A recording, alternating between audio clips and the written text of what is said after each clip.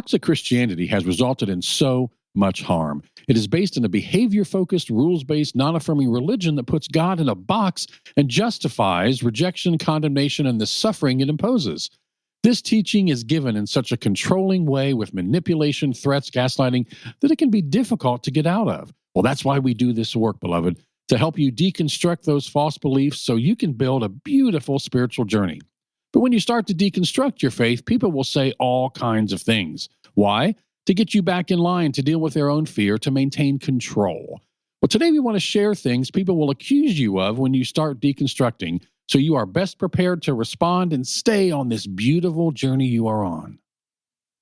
Would it be okay if I were to tell you that I am afraid someday, so I call you up and you call me down? Would it be okay? Well, hello and welcome to the FreedHearts podcast. We're so glad you're here. Hang on.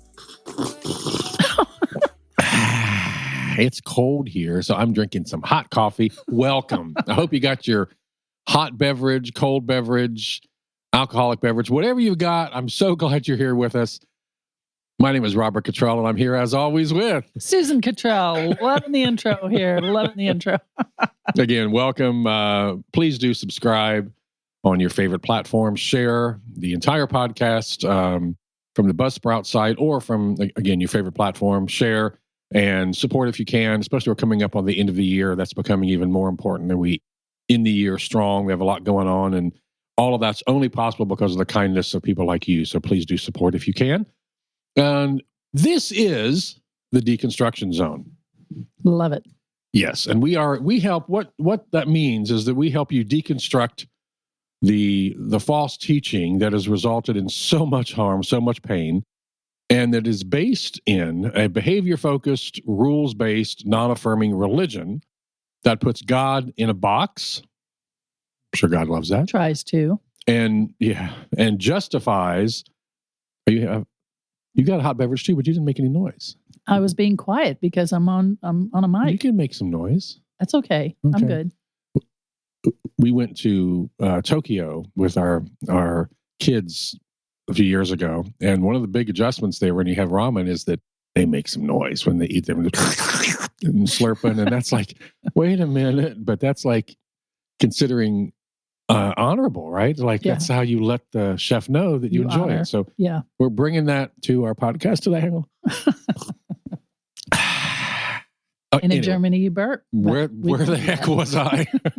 I have no idea. Anyway, that's based in a behavior-focused, that's right, rules-based, non-affirming religion that puts God in a box and justifies rejection and condemnation and judgment and the suffering that it imposes.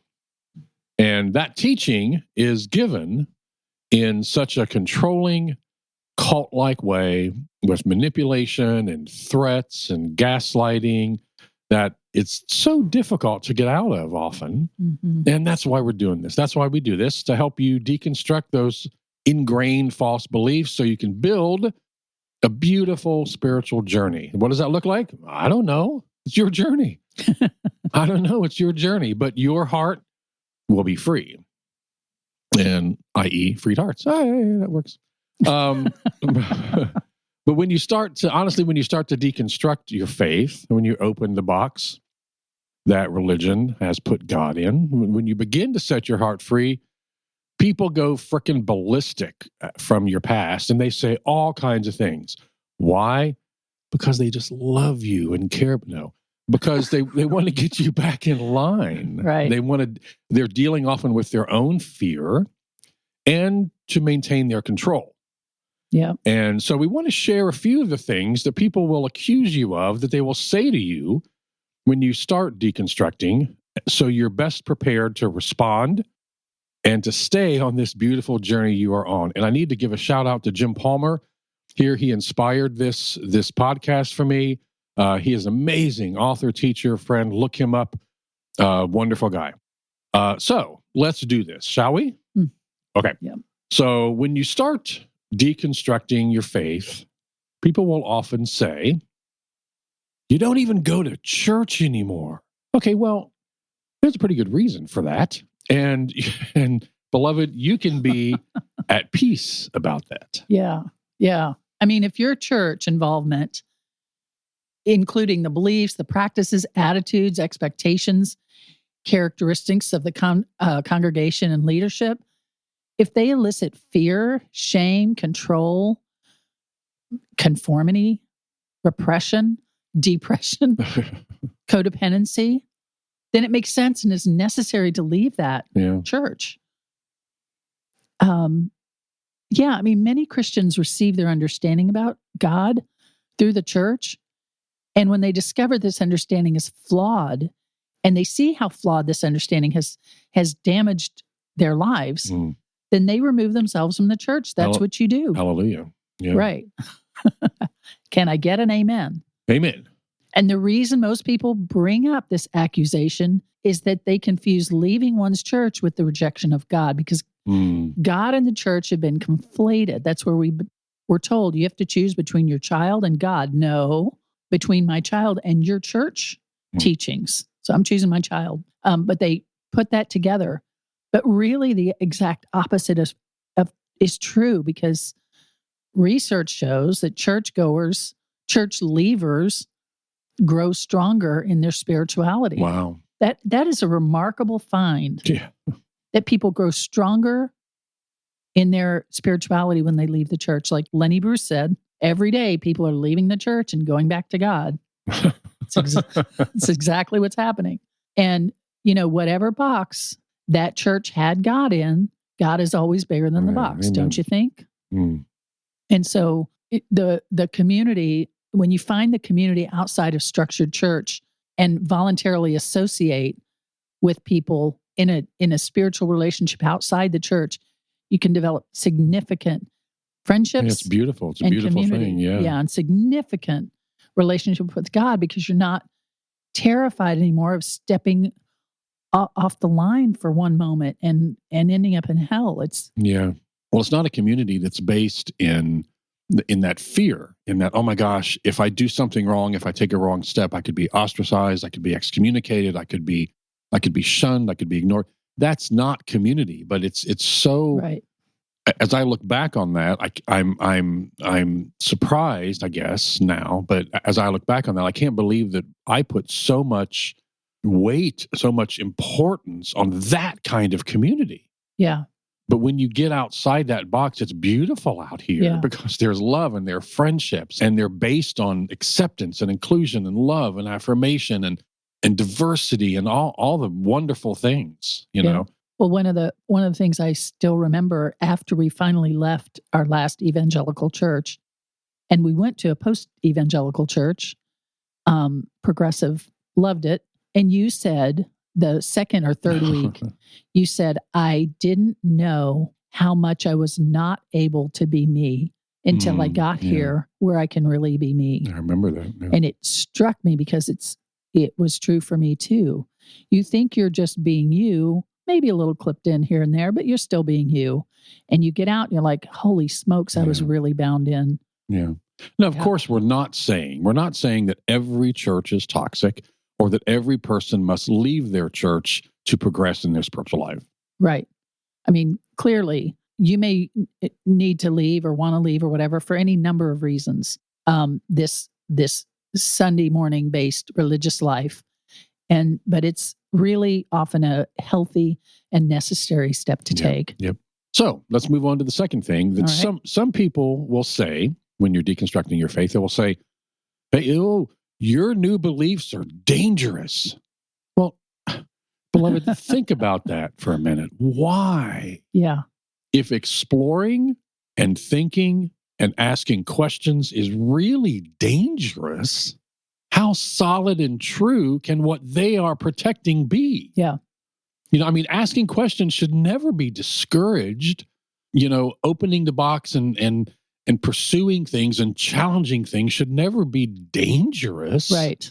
But we're made to believe that. Yeah. So they say that to us. Yeah.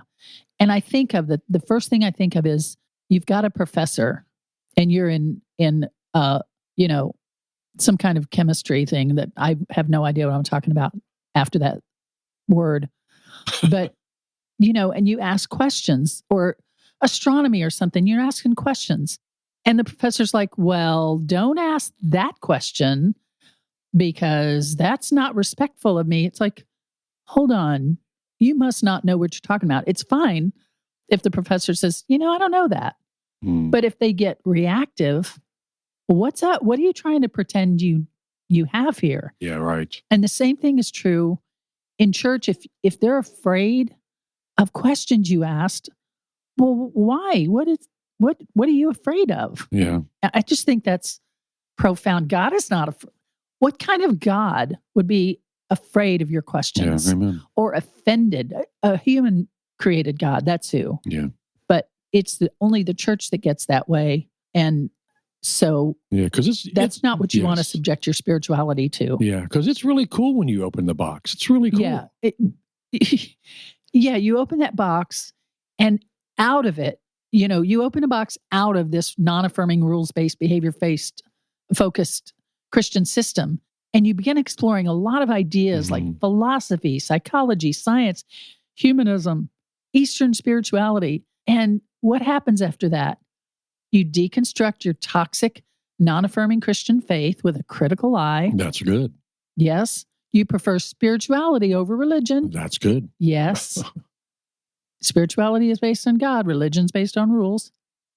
You explore different views and mindsets on God and God's, relationship, your relationship to God, and on life's big questions. That's a phenomenal thing to do. My favorite thing that you say, one of them, is you say, we opened our box and all heaven broke loose. And that's exactly what it means to open your box. And people who are deconstructing will be drawn to ideas and understandings of spirituality beyond checklist religion. And if checklist religion is afraid of that, then they have revealed their hand, that they really are just operating from a little grid and not in true spirituality. Yep. And this is a useful and healthy step of personal growth and development. We think about this for a minute, because if let's just consider God, spirit, the universe, you can define that as you want, God and life's big questions. How can those answers be contained in a box? Shouldn't you explore or a book or one theology shouldn't you explore and be open to that kind of thing? Because you're talking about God, the universe and everything that it is, and life's big questions. What is my purpose here? And all that stuff.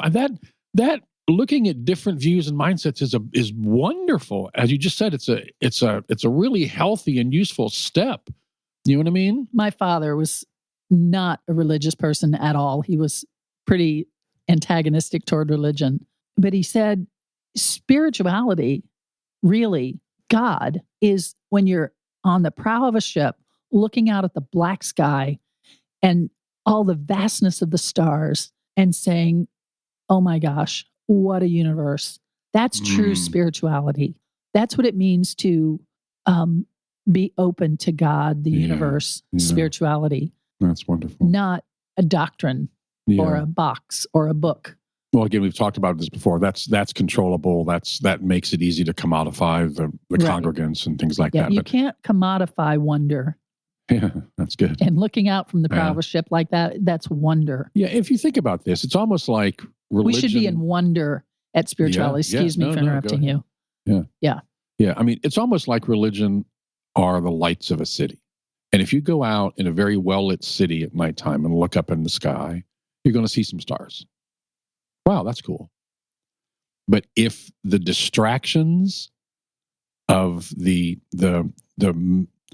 immense beauty of the universe are taken away and the lights are like down, if you go out and it's dark, oh my gosh, the things that you see out there. I love that. But it's like religion wants to keep the lights on to keep you from seeing what's truly out there. The vastness. The vastness. That's beautiful. We'll have to. Yeah, and again, what are they afraid to learn? Yeah. I mean, that's a question you got to think about. What are they afraid of? Yeah.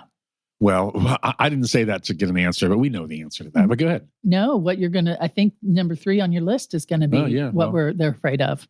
Well, no, this is one thing that you'll hear. The next thing that you'll hear oftentimes is that, you're in danger of going off the deep end. Yeah. Well, and we heard this from people, okay, including really close family members who told me that I'm driving my family off the deep end, off of a cliff here.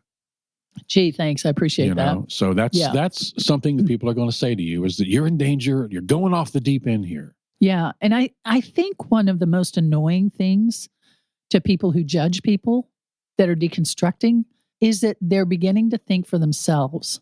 And some of us come from churches, a lot of people come from churches where the idea is built into them that we should only expose ourselves to church-approved beliefs, teachings, activities, relationships, leaders, writers, musicians, everything, politicians, that the church approves of, because anything else is disobedient and worldly and will result in disapproval and discipline from God. Jeez. Yeah, no, I'll tell you who it'll result in disapproval and discipline from, and that's the church. Yeah. Not God. And I know you've heard this. Don't listen to that music, or don't listen to any music. Don't dance. Yep. We were at a small country church where you were the worship leader for a short period of time, and we had a Valentine's Day little party come up. Do you remember this? Mm-hmm. And there were two 20-something singles, whatever, and you wanted to make sure they felt included. And you said, "I'll dance with them." And I said, "Honey, it's a Baptist church. There won't be dancing." That was a very, very good idea. But there wouldn't be dancing anyway. Just don't listen to this music or that music. Don't dance. Don't celebrate Halloween. Don't celebrate Christmas. Yep. Don't read certain books. And you know what? Don't just not read them. Let's ban them. You know what? Let's burn them. Yeah, because they are such a threat. Yeah, don't watch that TV show or that news channel. And that's exhausting. Yeah, because God is not sufficient. Well, why? Yeah. Why? Yeah, because we have to give you the answers. What Baptists say you shouldn't engage in premarital sex because it may lead to dancing. Okay, enough on that. Hey, I'm the joke guy here. What is Yes, you are. Oh, no. By the way, just about every email we get about the podcast is, and tell Rob to keep up with his jokes. Well, you took the one for this show, and it's a good one. It was a good one. Were you really going to say that? Yeah, no. Okay. In the religious... And that is rigid. In the rigid, ultra-religious mindset, the teaching is that only a very select few people are truly capable of discerning truth on their own. And the rest of us are ill-equipped and would be easily lured into all kinds of error if left to ourselves. Okay, that's what your religious leaders think of you. It's not what God thinks of you. It's what religious leaders think of you. And one of the big problems with the Reformation, which was well needed with all the abuses of the church, was that they translated the Bible in people's common languages so they could read it for themselves and didn't need the priest to intervene. Okay, well, yeah, I see why that's a threat to your religious system. But beloved, as we have repeated and said, as Jesus taught, your heart is good, and the Spirit of God, that undefinable, uncategorizable, uncontainable Spirit that you can't label or define, that Spirit will lead you in all truth. That Spirit lives in you. You are created in the image of that Spirit. So you're capable of directing and guiding your own spiritual development. Yep. Do it in concert with God, Spirit, however that feels right to you. But you don't need a religious leader to intervene for you because you're less than and not worthy, and they have to help you up. That's not true. And that's right. That's right. And if you're going off the deep end, hey, come on in. The water's really good and warm. So it's similar to the slippery slope, which says, you're going to be a slippery slope of sin. No, it's a slippery slope of love and acceptance. And you can't have that if you have an us-them religion that excludes people. You can't have everybody accessing it. Well, the last thing you're going to hear, well, not the last thing, but one more thing, final thing we're going to talk about. The last thing you're ever going to hear is that you can't give a straight answer. Okay, well, first, I'm not sure when just a straight answer has Not ever even been. daily forward answer. Okay, go ahead. Okay, enough with the jokes. This is a serious podcast. First of all, I'm not sure when a straight answer has ever been the goal. Okay, that said, but that's valid. I get that. Yeah. I mean, lots of questions aren't so easy to answer anymore for people who are deconstructing. And I know that many of you have been asked questions like this. Do you believe in God? Are you a Christian? Do you believe in the Bible? Do you go to church? Do you believe in the gospel? Yeah. Yeah. Yep. I mean, we could spend minutes on any of those questions. But the thing is that straight answers, it's like having a little bit of you feel like maybe there's a little bit of an infection under your skin from something got in there, and somebody just comes by and puts a Band-Aid and say, it's done. You're good now. And you're like, I don't think so. There's something under there. And an answer is a Band-Aid that doesn't really quite do it. And for many of us, deconstructing a toxic, false, non-affirming, rules-based, behavior-focused Christian faith, for us to deconstruct that, the yes-no is just not satisfying. Yeah, they can't anymore. be answered We with can't a pretend simple. it's satisfying. It probably never really was fully, but we can no longer pretend that. Yeah. And Christians from church, random strangers on the internet, Aren't they great? yeah, they're the greatest. Begin immediately talking about what's your definition of Christian and which God are you talking about? What's your interpretation of the Bible? And how do you determine what church is? And how you understand the gospel? And it is not asked with wonder and curiosity. It's asked like an interrogation. It's not asked with real interest in you.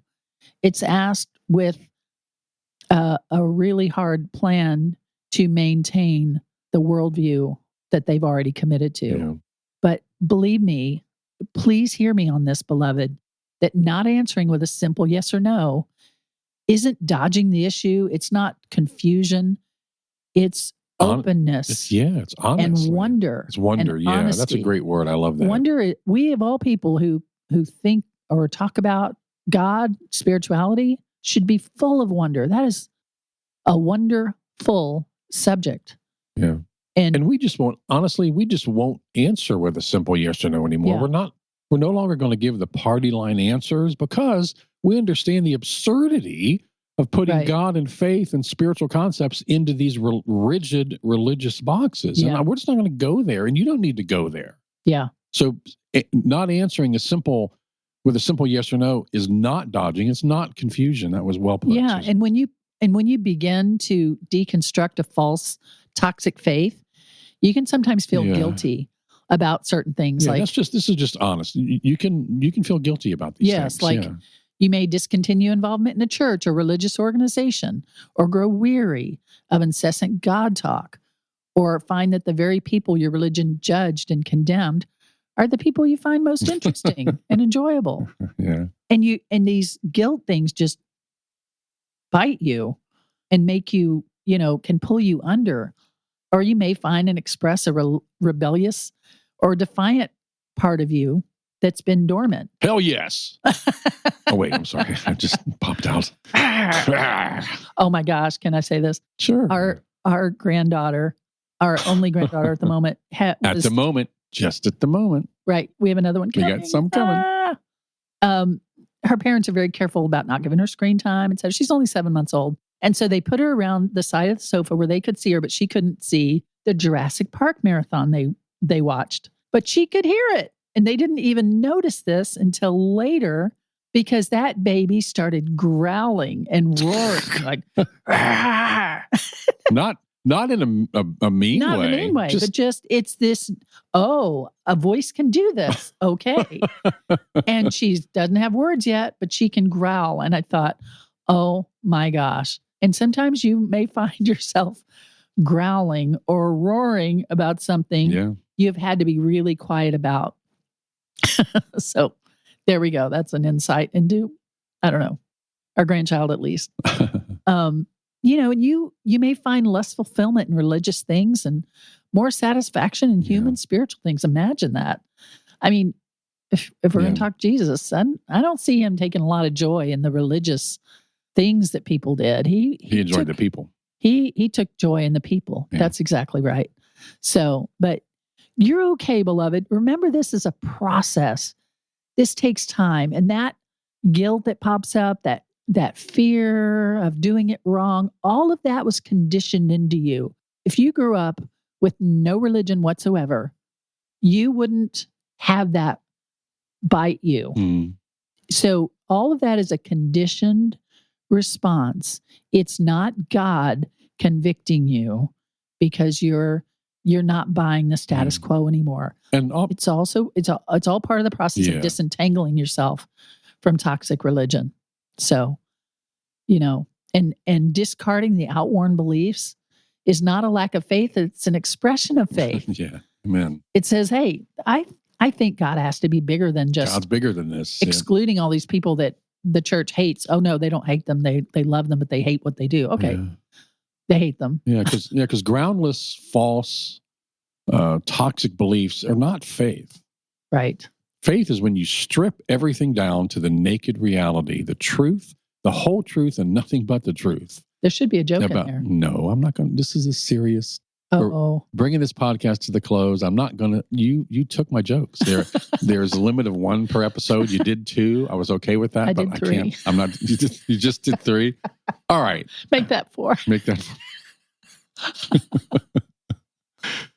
Okay, I'll stop now. Anyway, faith is when you strip everything down to the naked reality, the truth, the whole truth, and nothing but the truth about yourself, about the world, about life. Yeah. And faith is when you fearlessly lean into that truth and you say with conviction, I believe I am good and beloved and deserve to be loved and to love. I believe I deserve to be treated with dignity and compassion. I believe others are good and beloved and deserve to love and be loved and deserve to be treated with dignity and compassion. Yeah. I believe in every moment I have a choice of possibility and freedom. I believe living courageously and compassionately matters. I believe acknowledging and addressing the root causes of chronic discontent and disharmony is wisdom. Yeah. I believe no circumstance can strip me of the ability or choice to live authentically and to be love. And I believe life is all about love, loving myself and loving others. It all starts with that. We talked earlier about a simple answer. There's your simple answer. Yeah. What's it about, Jesus? It's about love. Yeah. That's it. And everything will line up under that. And they didn't like that at all. Anyway. Yeah. Okay. So, beloved, life is all about, we believe, I hope you believe, even if you believe, if you're beginning to believe, if you're wondering if it's true, just stay on the journey, that life is all about love, loving ourselves, loving others, and it does all start right there. We love you. You are beloved. We will see you next week. Bye. Bye. Would it be okay if I were to tell you that I am afraid someday, so I call you up and you call me down? Would it be okay? You've been listening to the FreedHearts podcast. We have extensive resources and vibrant community for you at www.freedhearts.org. Just come say hello. And if you have questions or issues or comments about the podcast, things you'd like us to talk about, reach out to us at podcast@freedhearts.org. The music is provided by Hannah Cottrell, our daughter, the Grammy-nominated Saint Sinner, and you can find out more about her at heysaintsinner.com. Please share this, subscribe, and follow on your favorite platform, and thanks for listening.